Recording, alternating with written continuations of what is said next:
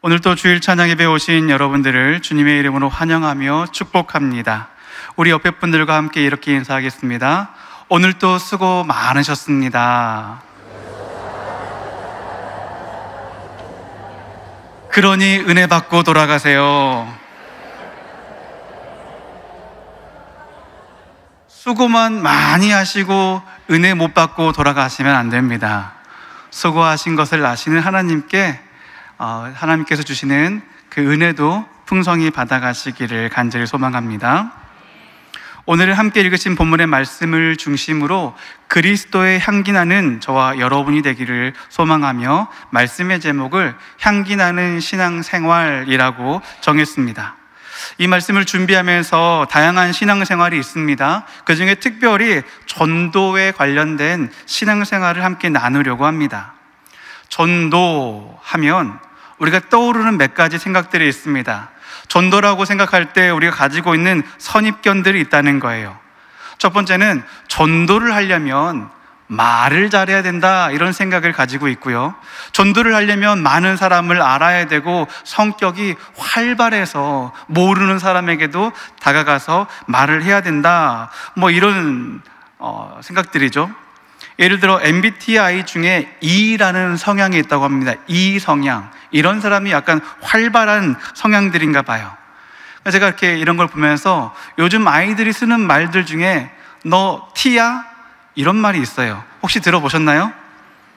사춘기에 자녀를 두신 부모님들이라면 들어보셨을 거예요. 엄마 T야? 아빠 T야? 이게 무슨 의미냐면요, 뭘 그렇게 딱딱하게 따지고 들어, 뭘 그렇게 사람이 복잡해, 이런 의미를 가지고 있다고 합니다. 그러니 오늘 이 말씀을 들을 때 혹시 T이신 분들도 따지지 마시고, 묻고 따지지 마시고 그냥 그런가 보다 하는 편안한 마음으로 함께 말씀을 듣고 은혜를 나누시면 감사하겠습니다. 그렇게 우리가 가지고 있는 전도에 대한 생각들, 선입견들을 모두 내려놓으시고요, 전도란 향기다라는 시선으로 우리 함께 말씀을 보도록 하겠습니다. 우리 12절과 13절의 말씀을 함께 읽겠습니다. 내가 그리스도의 복음을 위하여 드로아의 이름에 주 안에서 문이 내게 열렸으되 내가 내 형제 디도를 만나지 못함으로 내 심령이 편하지 못하여 그들을 작별하고 마게도냐로 갔노라. 아멘. 12절은 이렇게 시작하고 있습니다. 내가 그리스도의 복음을 위하여. 우리가 복음을 위해서 어디로 갔습니까? 드로아에 갔대요. 누가요? 사도 바울이요. 사도 바울이 복음을 전하려고 드로아에 갔는데 거기서 일어나는 사건이 있습니다. 어떤 일이 일어났냐면요, 문이 내게 열렸으되 라고 말하고 있습니다. 문이 열렸다는 거예요. 그러니 우리가 이 말씀을 딱 들으면 문이 열렸다, 이 말을 듣고 이 상황이 지금 좋은 상황인가? 혹은 나쁜 상황인가? 고민하실 거예요. 여러분 듣기에 문이 열렸다라는 말이 좋은 상황 같으세요? 아니면 나쁜 상황 같으세요? 생각해 보세요. 내가 복음을 전하러 딱 갔더니 문이 딱 열리는 거예요. 왠지 복음이 잘 전해질 것 같은 그런 느낌이잖아요. 복음을 전하기만 하면 그 사람의 마음의 문이 딱 열려서 내가 말하는 대로 아멘 하고 믿을 것 같은 그런 분위기예요. 그런데 13절에 반전이 있습니다. 여러분, 드라마도요, 반전이 있어야 재밌어요. 전도도 그런 것 같습니다. 신앙생활도요, 반전이 있는 것 같아요. 어떤 일이 일어나냐면 내가 내 형제 디도를 만나지 못함으로 라고 하고 있어요. 내 심령이 어떻게 되었냐면 편하지 못하게 되었대요. 이것을 우리말로 바꿔 말하면 기분이 상했다는 거예요. 마음이 상했다는 의미입니다. 누구를 만나지 못했기 때문입니까? 내가 그곳에 가서 디도를 만나려고 했는데 디도를 못 만난 거예요. 그 사람을 못 만나니까 마음이 안 좋았어요. 상해버렸다는 거예요. 그래서 그 다음에 어떻게 되었냐면 그들을 떠나서 작별하고 마게도냐로 갔다고 합니다. 그들을 떠났는데 여기서 그들은 어디냐면요, 바로 드로아에 있는 사람들이에요. 마음이 활짝 열려있는 그 드로아 사람들을 떠나서 전혀 새로운 마게도냐라는 곳으로 갔다라는 상황입니다. 그러면 지금 바울의 이 상황이 좋은 상황입니까? 나쁜 상황입니까? 전도하러 갔더니 문이 활짝 열리는 거예요. 야, 이 사람 내가 손만 잡으면 교회 올 것 같아. 그리고 내가 디도라는 사람을 만나서 전도하려고 그랬는데 이 사람을 못 만났어요. 약속이 깨진 거예요. 그랬더니 제 마음이 상한 거예요. 아, 되는 일이 없네 라고 여기 이 사람을 놔두고 전혀 다른 사람에게로 갔다는 거예요. 뭔가 일이 될 것 같았는데 안 됐잖아요. 그래서 내 마음이 속상한 거예요. 여러분, 무슨 일을 하려고 할 때 처음부터 굉장히 어려운 일을 하려고 했으면 우리 마음에 기대가 없습니다. 아, 이번 잘 안 될 것 같아. 그런데 다들 이건 잘 될 것 같아. 이건 100% 성공이야. 이렇게 좋은 상황에서 갑자기 안 된다면 우리의 마음은 상심의 폭이 더 커집니다. 사람들은 이럴 때 이렇게 말합니다. 에이, 힘셌어. 마음이 상한 거예요. 뭔가 전도하려는 마음이, 그런 불끈 쥐었던 주먹이 풀리면서 마음이 낙심했다는 것이죠. 이럴 때, 이 상황에서 바울은 어떻게 했을까요? 만약에 여러분이라면 어떻게 하시겠습니까? 10월 22일 새날에 이 사람 전도하려고 내가 밥도 사줬어요. 오늘 열린 전도 마켓에서 선물도 사줬어요. 그리고 이것도 열심히 주었더니 그 사람을 전심으로 사랑했더니 그 사람 마음이 활짝 열린 거예요. 그래? 아유, 뭘 이런 걸 언제라고? 22일? 알았어, 갈게. 약속을 찰떡같이 했습니다. 야, 나는 이미 할당량을 다 했다, 이뤘다 라고 했는데 21일 날 밤에 전화 오는 거야. 미안해, 나 급한 일 있어가지고 못 갈 것 같아. 여러분, 우리 마음이 어떨까요? 믿는 도끼에 발등 찢기처럼 내가 그 사람을 또 믿었다니, 이제 당장 내일인데 어디로 가야 되지? 이런 마음이지 않겠습니까? 남의 이야기가 아닙니다. 우리의 이야기인 거예요. 그때 바울은 이렇게 했대요. 우리 14절과 15절의 말씀 함께 읽겠습니다. 항상 우리를 그리스도 안에서 이기게 하시고 우리로 말미암아 각처에서 그리스도를 아는 냄새를 나타내시는 하나님께 감사하노라. 우리는 구원받는 자들에게나 망하는 자들에게나 하나님 앞에서 그리스도의 향기니. 아멘. 그 상황에서, 갑자기 어그러진 그 상황 안에서 바울이 뭐라고 고백하냐면요, 나는 하나님께 감사하노라 라고 고백하는 거예요. 하나님께 감사한다는 거예요. 여러분, 지금 그 일이 하나님께 감사할 일입니까? 아니면 속상해가지고 하나님께 하소연할 일입니까? 우리가 어떤 상황인지 알잖아요. 12절, 13절에 문이 활짝 열려서 잘 될 것 같았는데 그 사람 못 만나가지고 이 일이 어그러지고 전혀 다른 데로 간 상황, 이 바울의 상황을 우리가 아는데 바울은 우리의 생각과는 전혀 다르게 나는 하나님께 감사한다. 바울은 우리를 항상 이기게 하시고 우리로 그리스도의 냄새가 나게 하시는 하나님께 뭐 한다고요? 감사한대요. 여기에 사도 바울이 저와 여러분에게 주시는 그 전도, 혹은 우리가 믿지 않는 자들에게 예수 그리스도를 전할 때 그 중요한 핵심이 있는 것입니다. 첫 번째 중요한 핵심은 예수님께서 이기신다는 것입니다. 제가 질문 하나 드리겠습니다. 여러분과 예수님이 싸우면 누가 이기실까요?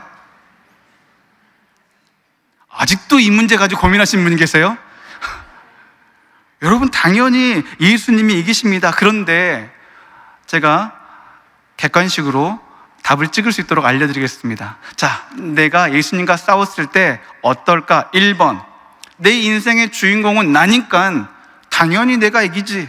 내 마음대로 살 수 있지. 고개를 끄덕이시려고 하시는 분. 2번, 아니야, 나는 죽고 예수님이 사시니까 예수님이 이기실 거야. 그래요, 다 고개 끄덕이실 줄 알았습니다. 자, 3번이 있습니다. 3번, 내가 이길 줄 알았는데, 내 인생이라서 내 노력과 내 힘으로 내가 이길 줄 알았는데 알고 보니까 다 결국에는 예수님이 이기시더라. 저는 일본으로 살아왔습니다.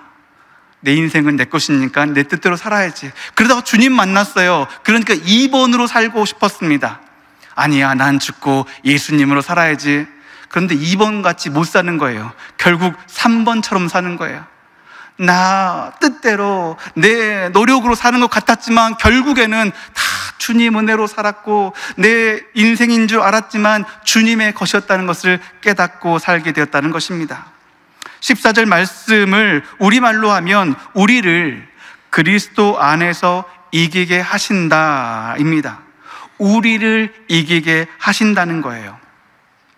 이 말만 들으면 지금 누가 이기는 것 같습니까? 나와 예수님과의 싸움에 우리를 이기게 하신다. 그러니까 꼭 내가 이기는 것 같잖아요. 우리가 이기는 것처럼 느껴지는 거예요. 그런데 성경 말씀을 더 자세히 보고 영어 성경을 보거나 메시지 성경에 보면은 이렇게 나와 있습니다. 하나님께서는 우리를 데리고 다니시며 개선 행진에 참여시켜 주고 계신다라고요. 누구의 개선 행진입니까? 예수님의 개선 행진에 우리를 데리고 다니신다는 거예요. 그러니까 누가 이기셨다는 거예요? 내가 아닌 예수님이 이기셨다는 것입니다. 그리고 이기신 예수님께서 우리를 그곳으로 데리고 다니시는 거예요. 그러니까 우리가 살다 보면 다 이기는 것 같은 거예요. 잘 되는 것 같은 거예요. 응답이 다 되는 거예요. 왜요? 이기신 예수님께서, 승리하신 예수님께서 우리를 붙잡고 이끌고 다니시기 때문에 우리가 그 승리의 현장에 함께 있다는 것입니다. 여러분, 이 말씀을 전도로 한번 적용해 보면요, 전도는 영혼을 얻는 일을 우리가 하는 게 아니라 누가 하신다는 것입니까? 예수님께서 하신다는 거예요. 우리가 하는 일은 예수님의 그 이기는 일, 개선 행진을 뒤따르며 참여하는 것입니다. 그렇다면 전도는 누가 하는 거예요? 전도는 예수님이 하신다는 거예요. 여러분, 이 사실을 내 안에 담고 믿어야만 우리가 나가서 전도를 하다가 만나지 못하거나 혹은 약속했다가 약속이 어그러지거나 마음이 상하는 일이 있고 어려운 일을 당할지라도 내 마음이 상처받지 않고 지치지 않게 된다는 말입니다. 여러분, 오늘 새날 2차 작정식을 하면서 내가 이번에 꼭 데려올 사람을 이름을 적었습니다. 그 중에는 우리의 사랑하는 가족도 있습니다. 내 자녀도 있고요, 나의 남편, 아내 혹은 내 형제, 친척들, 오래된 친구들도 계실 거예요. 여러분, 근데 그분들을 전도하려고 오늘 처음 마음 먹으셨어요? 아니면 벌써 1년 전부터 계속 전도하려고 노력하셨습니까? 그 사람을 전도하기 위해서 2년, 3년, 10년을 넘게 전도하셨을 것입니다. 그런데 그동안 아무 반응이 없다면, 그동안 그렇게 열심히 전도하려고 했는데도 그 사람이 꿈쩍도 하지 않았다면 여러분의 마음은 어떤 마음이냐는 거예요. 예전에 TV에 보면요, 주말에 이휘재가 나왔던 인생극장이라는 프로그램이 있습니다. 거기에 꼭 선택의 그 갈림길에 있는데 그때 이런 노래가 나요. 빰밤 바라밤 빰밤 바라밤. 그래, 결정했어. A, 나는 이 사람을 꼭 포기하지 않고 전도할 거야. B, 에가 안 돼. 이 사람은 안 되겠어. 포기하고 다른 사람 알아봐야겠어. 이렇게 선택의 순간이 있다는 거예요. 여러분이라면 어떤 선택을 하시겠습니까? 여러분, 솔직히 여러분 마음에 그동안 오랜 시간 동안 전도하려고 했는데 꿈쩍도 하지 않는 사람이 있다면 내 마음은 그를 다시 전도하고 싶은 마음입니까? 아니면 에이, 안 되겠어, 다른 사람 찾아봐야지, 이런 마음입니까?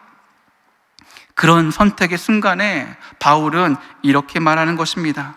전도의 주권, 전도를 하시는 분은 예수님이시니까 결국에는 예수님께서 그 사람을 이기실 테니까, 지금 우리 상황이 드로아에 갔다가 그곳에서 일이 실패돼가지고 어그러져가지고 마게도니아로 가는 것처럼, 다시 낙심하는 것처럼 내 마음이 지치고 내 그 어떤 노력이 무너지는 것 같을지라도 포기하지 말라는 말입니다.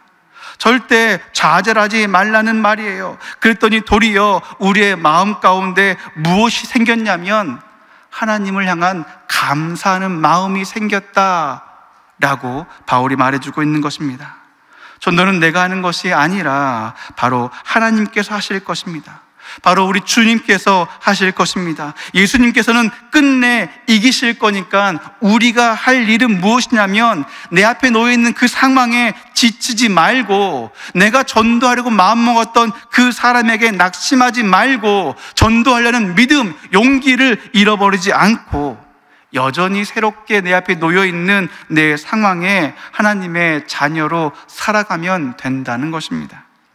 사랑하는 목련의 성도 여러분, 얼마나 오랫동안, 긴 시간 동안 여러분의 사랑하는 가족들을 전도하기 위해서 노력하셨습니까? 아직도 전도의 전자만 들어도 귀를 막고 밖으로 나가버리는 그런 배우자, 그런 자녀들이라 할지라도요, 누가 이기신다고요? 하나님이, 우리의 주님이 이기십니다. 나도 이기셨잖아요. 우리 주님이 우리를 이기셨던 것처럼 결국에는 그도 하나님이 이기실 거라는 거예요. 내 사랑하는 남편도 주님이 이기십니다. 내 사랑하는 자녀도 주님이 이기신다는 거예요. 그래서 우리는 오늘도 이기시는 예수님을 따라가야 하는 것입니다. 오늘 주님께서 이번 10월 22일 새날에는 꼭 우리의 사랑하는 가족과 이웃과 형제들을 이겨주셔서 모든 가정에 구원의 역사가 일어나시기를 주님의 이름으로 축원드립니다. 두 번째 핵심은 우리는 그리스도의 향기라는 것입니다. 두 번째 말씀은 우리가 그리스도의 향기가 난다는 것인데요, 우리 다시 한번 15절의 말씀을 읽겠습니다. 우리는 구원받은 자들에게나 망하는 자들에게나 하나님 앞에서 그리스도의 향기니. 아멘. 여러분 피곤하시죠? 잠도 깰까 한번 따라해 볼까요? 우리는 그리스도의 향기입니다. 우리 옆에 분 보고 다시 한번 인사하겠습니다. 우리는 그리스도의 향기입니다. 여러분 옆에 분에게 내가 누군지를 좀 알려주세요. 이렇게 치면서 제가 그리스도의 향기입니다 라고요.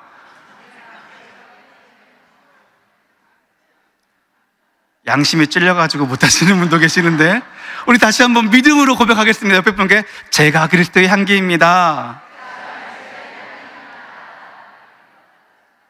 자, 이제 옆에 분이 확인해 보시기 바랍니다. 냄새를 한번 맡아보세요. 예수님의 향기가 나는지, 아니면은 옷에서 샤프라는 향기가 나는지, 어떤 좋은 향기가 납니까? 여러분 분명한 것은요, 지금 바울이 말하고 있는 그리스도의 향기가 향수의 향기, 무슨 그 샤프란의 향기, 이런 향기가 아니라는 것이죠. 분명 예수님께서 우리가 그리스도의 향기라고 말씀하셨습니다. 그러니 우리에게는 주님의 향기가 나야 한다는 거예요. 그런데 문제는 그 향기가 다 똑같지 않습니다. 어떤 사람에게는 이런 향기 나고 어떤 사람에게는 저런 향기가 난다는 거예요. 우리가 전도할 때 말하는 내용을 복음이라고 합니다.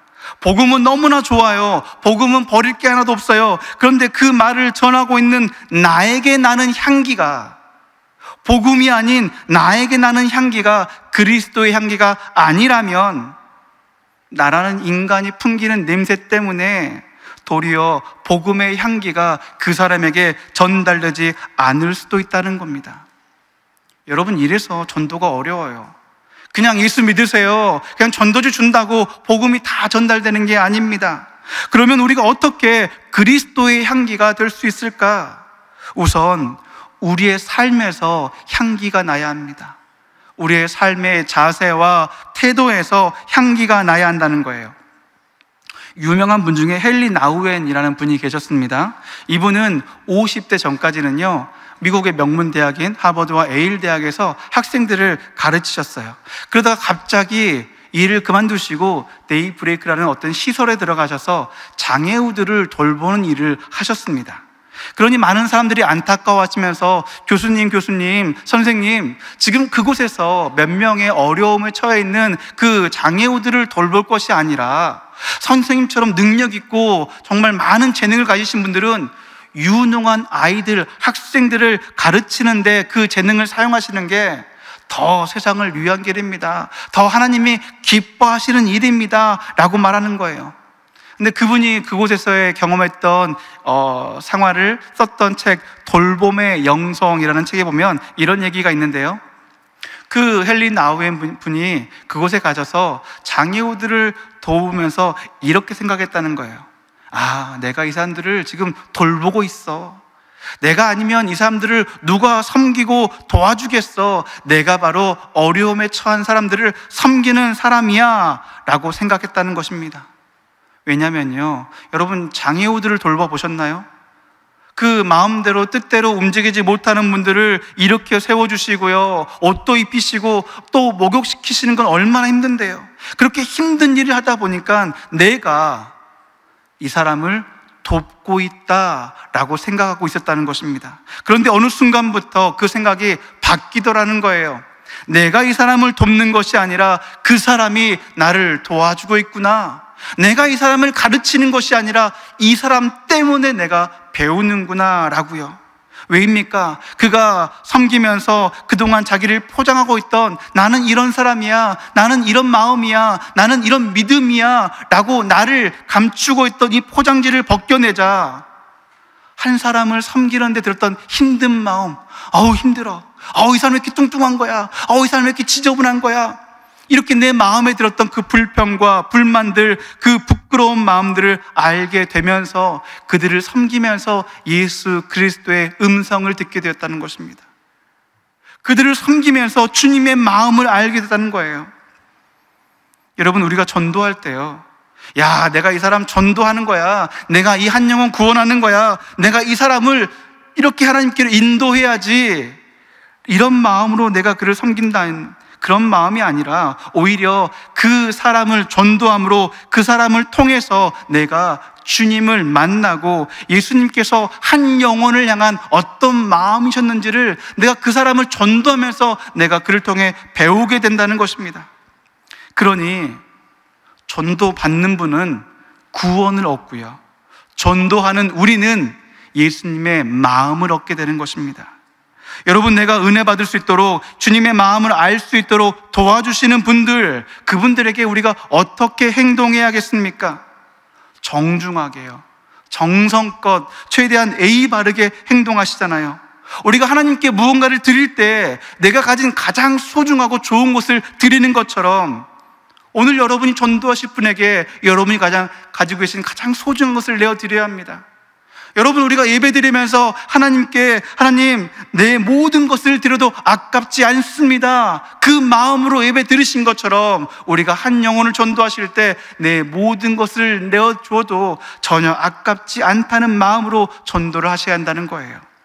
사랑하는 목련의 성도 여러분, 그리스도의 향기란 우리의 삶의 모습에서 자연스럽게 주님의 말씀을 내 안에 품고 주님의 말씀에 순종하며 살아갈 때 자연스럽게 풍겨지는 향기가 바로 주님 그리스도의 향기인 것입니다. 마태복음 25장 40절에는 이렇게 말씀하고 있습니다. 내가 진실로 너희에게 이르노니 너희가 내 형제 중에 지극히 작은 자 하나에게 한 것이 곧 내게 한 것이라 하시고, 아멘. 내가 옆에 대하는 사람들, 내 옆에 있는 사람들, 그 사람들에게 대하는 태도, 이것을 하나님이 받으신다는 거예요. 그것도 내 옆에 있는 분들 중에 가장 연약한 자, 가장 작은 자에게 행한 것을 받으신대요.